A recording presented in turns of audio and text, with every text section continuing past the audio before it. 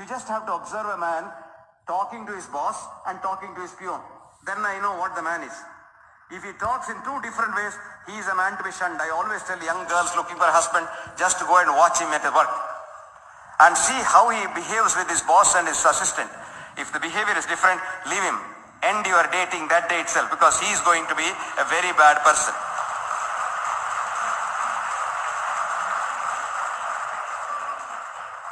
Now what does India need? Service, I'll tell you.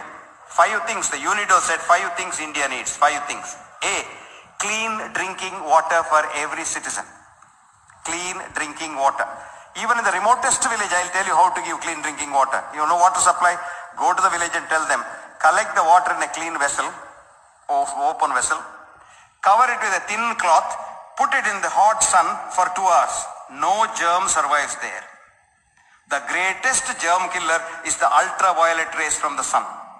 Even if you have an air-conditioned bedroom in the 5-star place, open that in the morning and let sun's rays come in so that your bedroom gets sterilized. And for saying that sun rays kills every germ, Phil Nielsen got the Nobel Prize in medicine in 1903. Na, poi sollale, nijama solren. I'm not bluffing. I'm telling you the truth.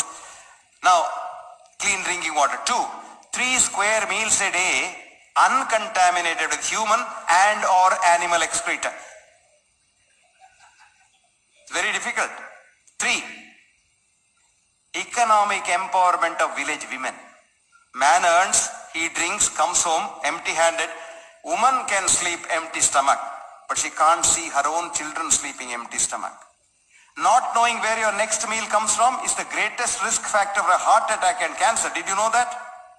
If you know, they did a survey of offices in England.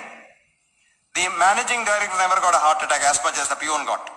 The managing director gets a salary.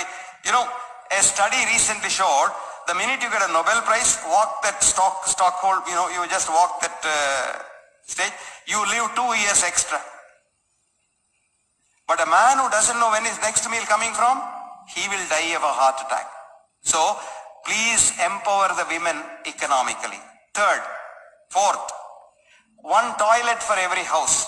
Lot of things get managed. 1 toilet for every house. 5, see that girls go to school at least up to the 20 years, because fertility between 16 and 20 is 5 times greater than after 25. If a girl in India can get married after 25, population problem automatically decreases. You don't have to cut nothing.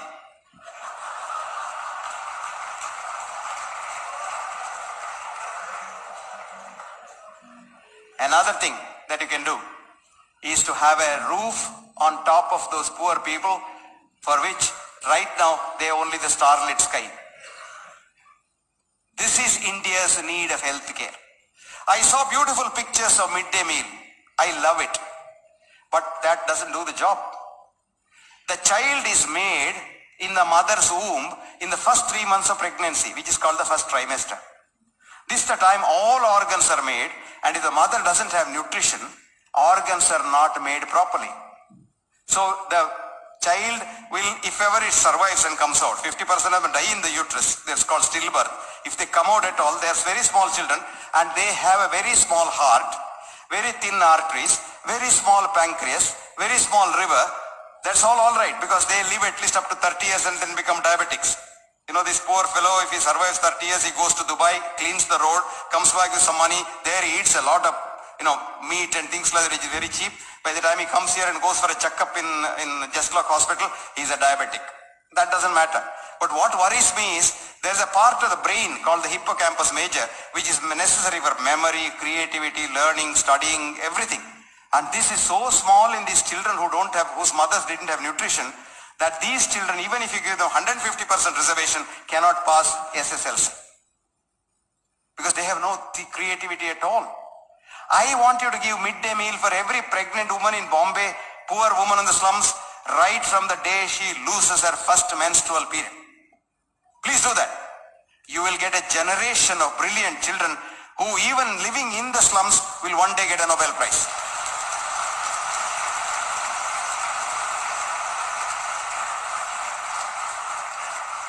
If you want more details, I have written a detailed article in the Bhavan's Journal about this, and 2 chief ministers picked up the article and called me.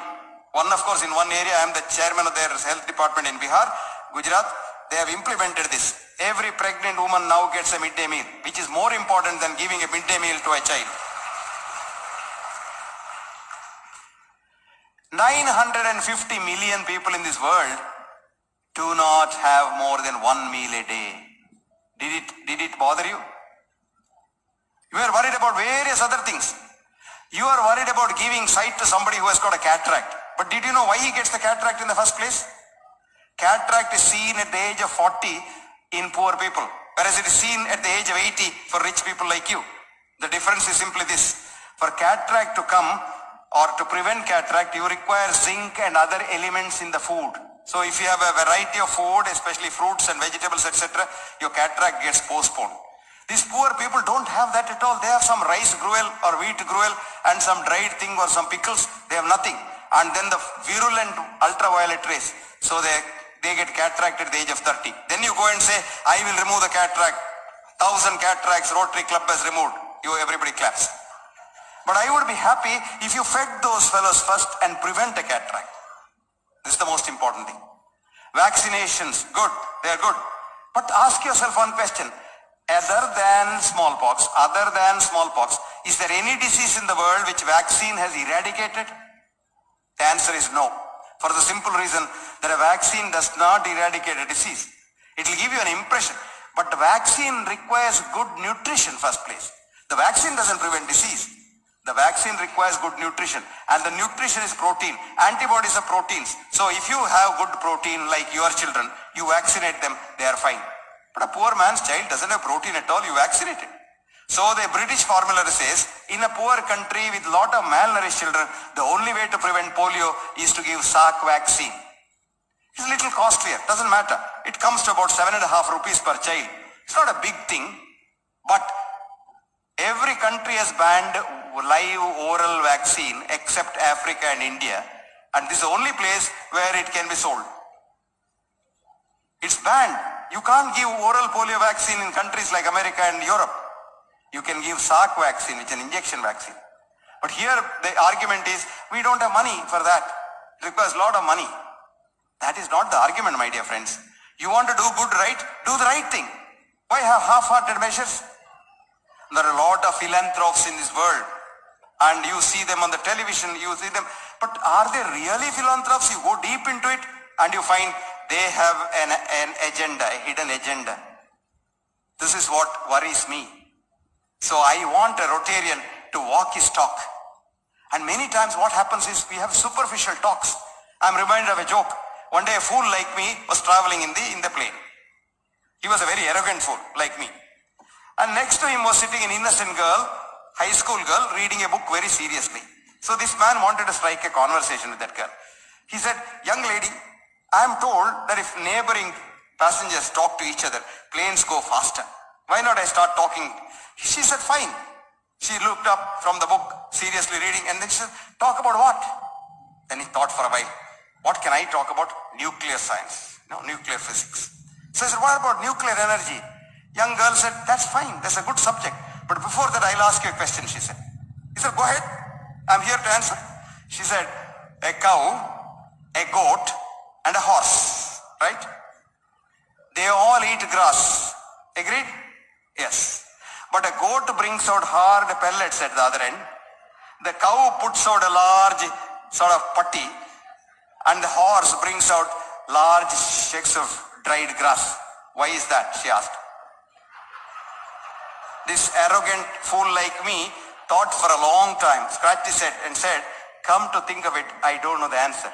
Then she said, well, that serves you. A man who doesn't know shit, he doesn't deserve to talk about nuclear energy.